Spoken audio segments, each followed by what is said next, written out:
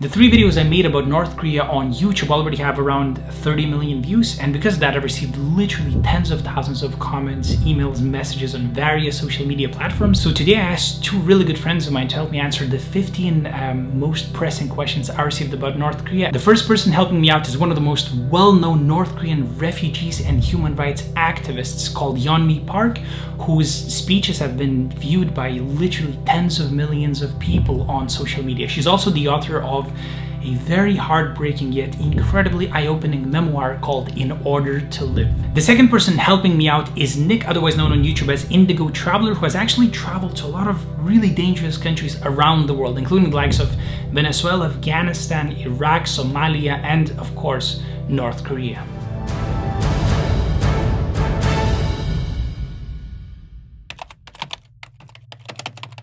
Probably like most people that I'm gonna get put into a hard labor camp for 15 years or something like that. Those are always kind of the things in the back of your mind, basically the whole time, but especially before you're going, you know.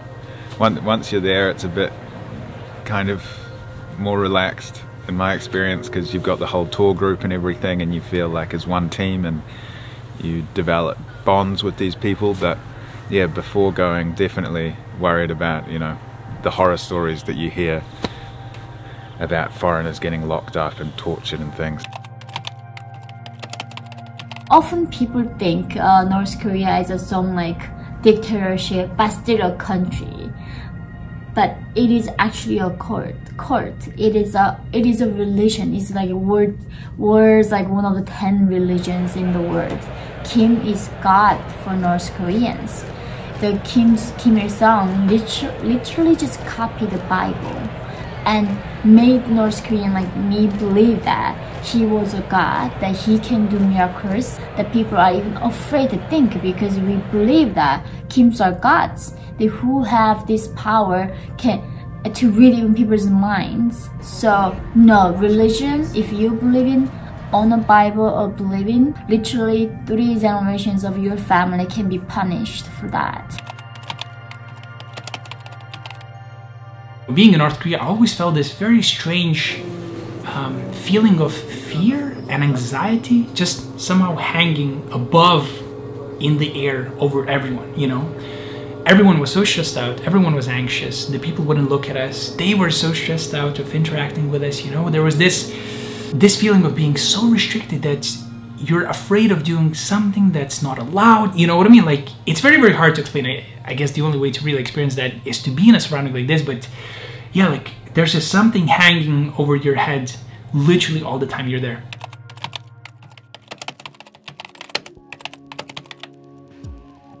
You don't really get to talk to people in North Korea, only people who are kind of government approved, and even then, you know, you're talking to those people, it's just hard to know what they're saying is how they truly feel or what they've been told to say. I mean, a lot of the things they say I'm sure are true, but to get a real understanding of how the people feel, you would really have to do some serious undercover journalism, and that can end very badly. It's completely different. In Pyongyang, it's like if you are not having a good status, you cannot even go to Pyongyang to see it as a North Korean. Literally, my friends when I was growing up, they would tell me, my dream is someday going to Pyongyang and see it. Not even living there, but just seeing Pyongyang, it was that kind of honor for the people who live in the countryside. I had that honor like for myself going into Pyongyang, and I saw it when I was young with my father. And when I just landed in Pyongyang, I just couldn't believe it. It was literally seeing the different planet. And that is why when the Westerners going to North Korea as a tourist, and they say, oh, I haven't seen the North Korea, I know what's happening there. And I say, no, you just saw a set, almost like a movie set that Kim Jong-un built for you to see. It is not a real North Korea. There's no way you can ever see North Korea until the regime comes down. There's no way anyone can see the reality of North Korea.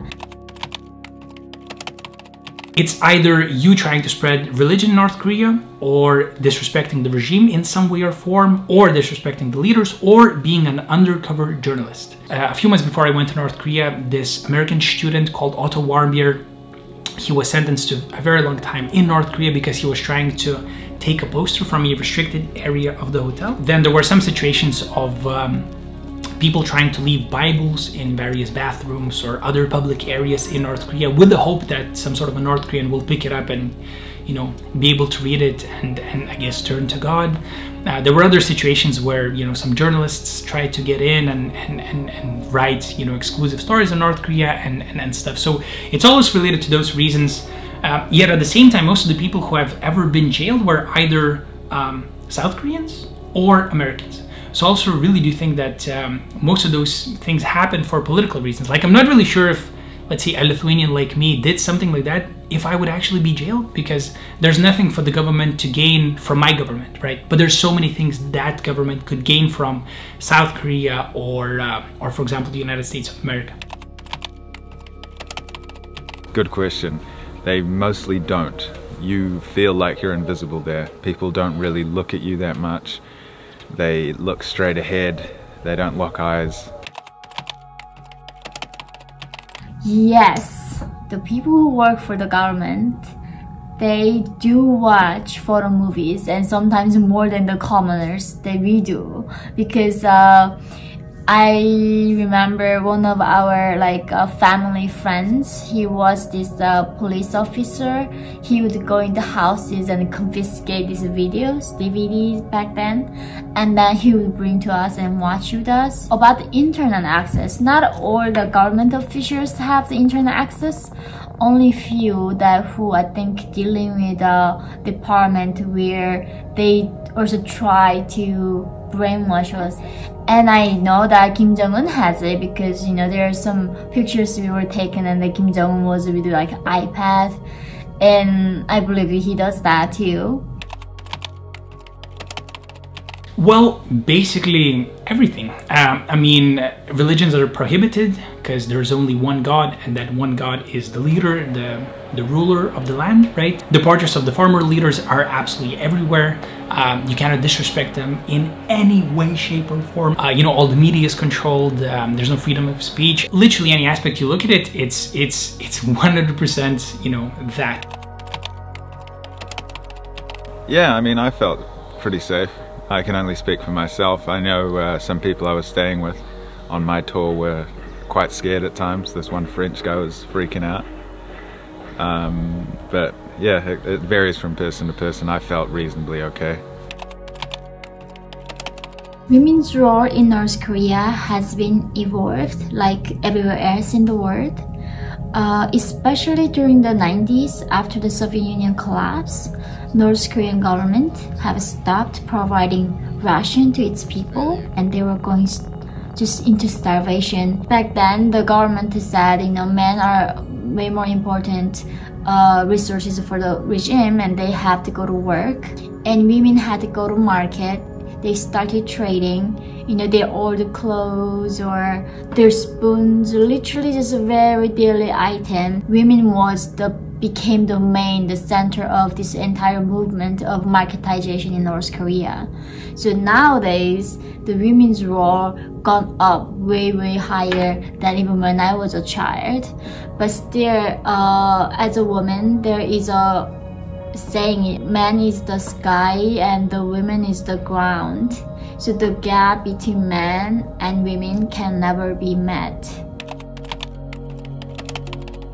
If I'm being honest, there were a couple of situations where I got pretty paranoid. The biggest situation I remember is that we went to check out some statues of the former leaders, and once again, when there, you need to be so respectful, so silent, so calm. I mean, you can't do anything at all because for, you know, the North Korean regime, those are holy places. Like, if you do anything that, you know, they don't like or don't agree with, I mean, you know, things can happen big time, right? And at one point, once we're already going towards our buses, but still in the area, I somehow jumped towards a friend of mine. I was like, yo, what's up, man? You know, something like this. And then the guy ran up to me and he was like all red and stuff. He's like, what are you doing? What are you doing? What are you doing, man? You know, like you can't act this way.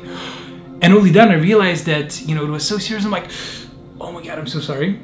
And then I looked behind my back and there were these 2 security guards with like mics and everything looking at me like this, like dead straight me in the eyes, you know? Nothing happened to me, thank God. But yeah, that situation was a bit tricky, especially since I saw the look on my guide's eyes, you know? That was the craziest part. I didn't really feel like that because, I mean, the missteps can be measured differently. It's not like if you put a glass on the table with no coaster, you're going to get in trouble.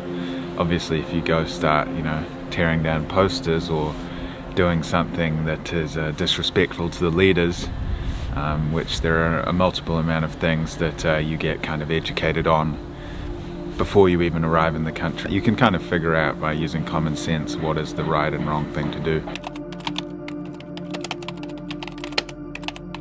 There were some funny situations where I was 99.9% sure that they were fake.